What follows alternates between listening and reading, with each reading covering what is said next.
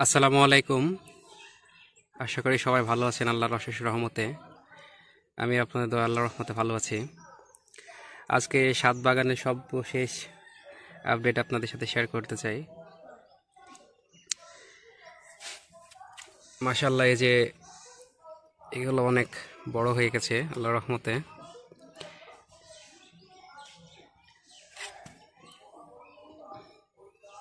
গাছটা গ্রোথ অনেক ভালো এবং সুস্থ আছে আল্লাহর রহমতে এখনো পর্যন্ত। একটা, দুইটা, তিনটা, চারটা, পাঁচটা, ছয়টা ধরছে, তার মধ্যে দুইটা বড় হয়ে গেছে ইনশাল্লাহ।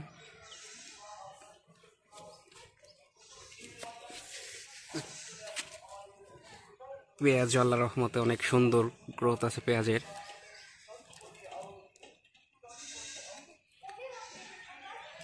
পেঁয়াজগুলো মাশাল্লাহ অনেক সুন্দর হয়ে গেছে।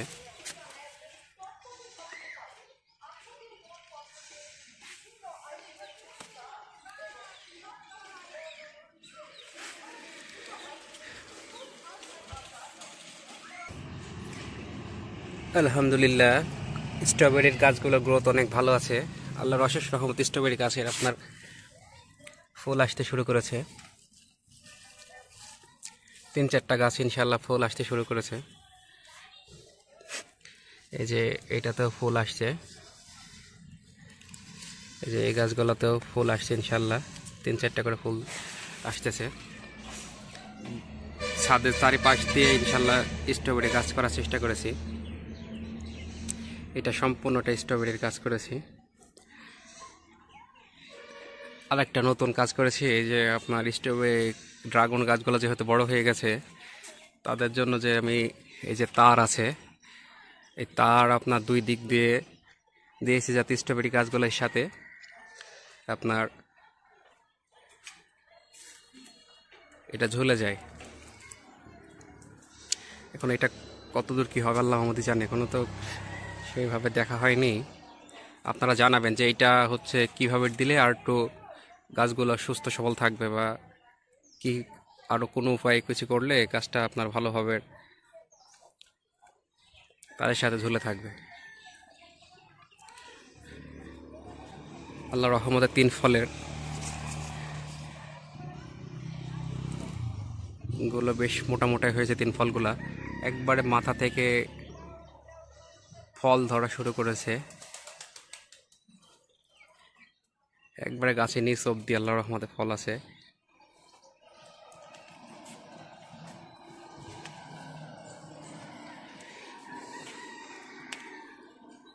ছোট্ট একটা পেয়ারা গাছ, এই গাছে আল্লাহর রহমতে ফুল আসছে। এখন এটা রাখবো কি কেটে দেবো? আপনারা যারা ছাদ বাগান সম্পর্কে ভালো জানেন আমাকে একটু দয়া করে পরামর্শ দিয়ে সহযোগিতা করবেন।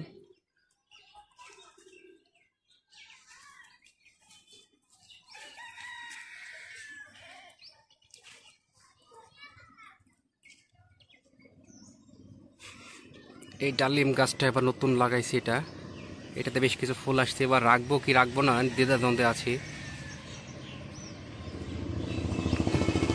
আপনারা কেউ যদি ডালিম চারা সম্পর্কে ভালো জানেন আমাকে ইনশাল্লাহ জানাবেন।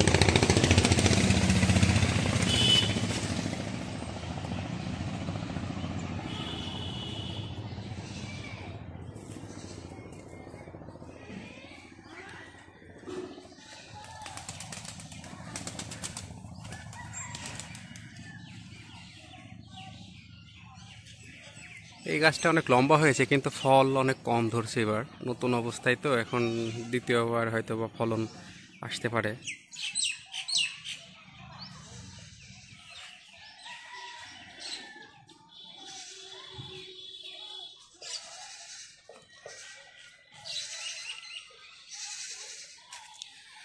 টমেটো গাছের সর্বশেষ অবস্থা ইনশাল্লাহ, টমেটো গাছেও আল্লাহর রহমতে টমেটো ধরা শুরু করেছে।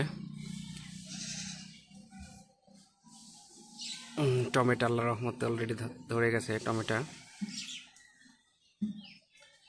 টমেটোর পাশ দিয়ে আপনার জায়গা ছিল তাই পেঁয়াজ লাগাই দিছি, জায়গাটা কাজে লাগাইছি।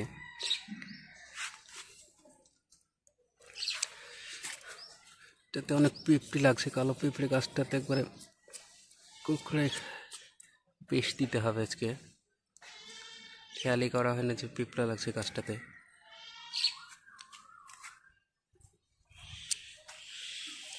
এই বেডটাতেও টমেটো গাছে ইনশাআল্লাহ টমেটো ধরেছে। আর এই বেডটাতে সম্পূর্ণ পেঁয়াজ করছি।